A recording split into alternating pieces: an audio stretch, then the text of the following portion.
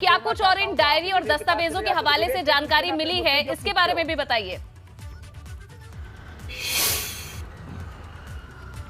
देखिए बहुत सारी जो फाइलें हैं वो तो जब्त की गई हैं। इसके अलावा इलेक्ट्रॉनिक डिवाइसेस हैं जिसमें तमाम रिकॉर्ड्स हैं और कुछ रिकॉर्ड डिलीट भी किए गए हैं। ऐसा आयकर विभाग के जो अधिकारिक सूत्र हैं उनका कहना है कि कई रिकॉर्ड्स ऐसे हैं इलेक्ट्रॉनिक डिवाइसेस में, चाहे वो मोबाइल हो या लैपटॉप हो या कंप्यूटर हो या जो पैड होता है एप्पल का एक पैड मिला है उससे आईपैड, ये तमाम दस्तावेज उससे डिलीट करने का मतलब क्या है?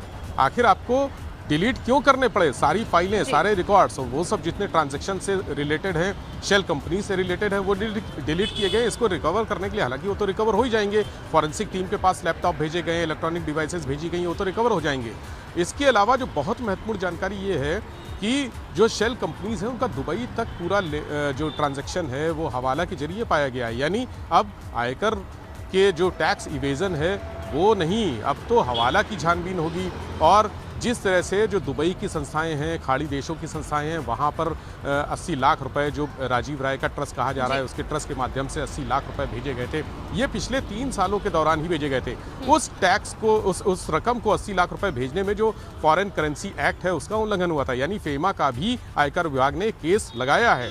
तो अब फेमा हो गया, इनकम टैक्स का जो रेवेन्यू का वो है गड़बड़ झाला वो हो गया, हवाला का हो गया। तो ये बहुत सारी चीज़ें सामने आके एक नया, एक कोई बड़ा ब्लेंडर, ऐसा लगता है कि कोई बहुत बड़ा रैकेट जो विदेशी संस्थाओं की मदद से, कंपनियों की मदद से, फर्जी कंपनियों की मदद से टैक्स के रुपए इधर उधर कर रहा था। जैसा कि मनोज यादव ने खुद कहा कि 86 करोड़ रुपए का जब इनकम टैक्स वालों ने उनका हिसाब किताब निकाला कि 86 करोड़ रुपए आपके ऊपर बन रहे हैं, आपने ये गलत तरीके से इसका कोई हिसाब किताब ही नहीं है। तो उन्होंने कहा 68 करोड़ रुपए हैं, जिसका मैं कबूल करता हूँ कि 68 करोड़ रुपए की मैंने चोरी की है और उसका टैक्स देने को, उसका भुगतान करने को तैयार हैं। उसी तरह से अगर समाजवादी पार्टी के नेता कार्यकर्ता कुछ भी कहते हैं, हंगामा करते हैं, लेकिन जो कागज हैं वो कहाँ जाएंगे, दस्तावेज कहाँ जाएंगे? अभी तो बहुत सारी चीजें सामने आनी बाकी हैं। अभी तो शुरुआत हुई है, 3 दिन की छापेमारी के बाद अब शुरुआत हुई है।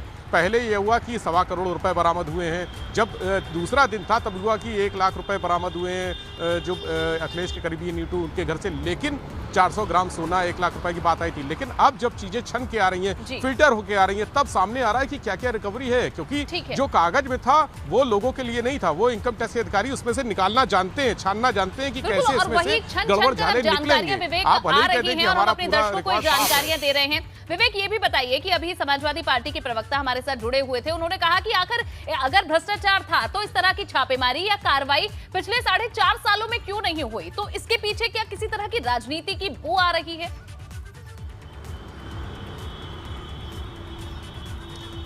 देखिए राजनीति, मैं अपनी बात दोहराऊंगा। अभी थोड़ी देर पहले हमने कहा और उस दिन भी कहा था जिस दिन छापेमारी शुरू हुई थी कि सही समय पर गलत चीजें और गलत समय पर सही चीजें। तो ये जो छापेमारी की कार्रवाई थी ये गलत समय पर सही कार्रवाई थी। यानी मौका है चुनाव का तो निश्चित तौर पे विपक्षी दल सवाल उठाएंगे, कहेंगे कि ये तो चूंकि समाजवादी पार्टी जीत रही है, भारतीय जनता पार्टी हार रही है, इसलिए डर के दबाव के चलते ये छापेमारी की गई है ताकि घबरा जाएं। और जो प्रमुख लोग हैं वो अखिलेश यादव के बेहद करीबी लोग हैं, चाहे राजीव राय हो, चाहे जैनेंद्र सिंह और नीटू यादव हो, चाहे मनोज यादव हो, अखिलेश यादव के सीधे जुड़े, सीधे संपर्क वाले लोग हैं। उनके पास संपत्तियों की सूचना मिली थी।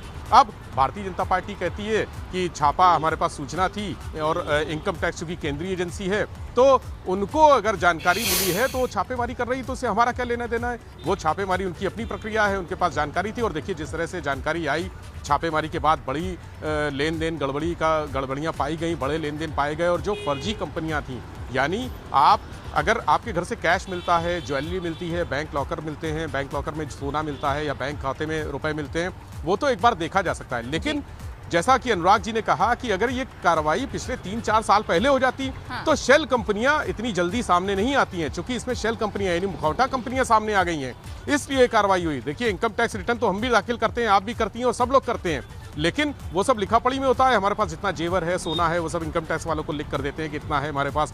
लेकिन शेल कंपनियों की जानकारी हम नहीं देते हैं। फर्जी कंपनियों से हमारे खाते में कहाँ से कैसे आ रहा है और फर्जी खातों में कैसे रुपए आ रहा है, कहाँ से हम कितना ट्रांजैक्शन कर रहे हैं, किस कंपनी को पेमेंट कर रहे हैं। फर्जी चेक भी मिले हैं, माफ कीजिए फर्जी चेक नहीं, सादे चेक साइन किए हुए फर्जी कंपनियों के नाम से वो भी मिले हैं बहुत सारे। यानी जो चेक हैं वो आदान प्रदान गोपनीय तरीके से हो रहा था, चोरी छिपे हो रहा था। जानकारी आ रही है जिससे अब ये कहा जा सकता है कि कहीं ना कहीं जो चुनावी प्रचार है उसकी हवा भी इससे बदल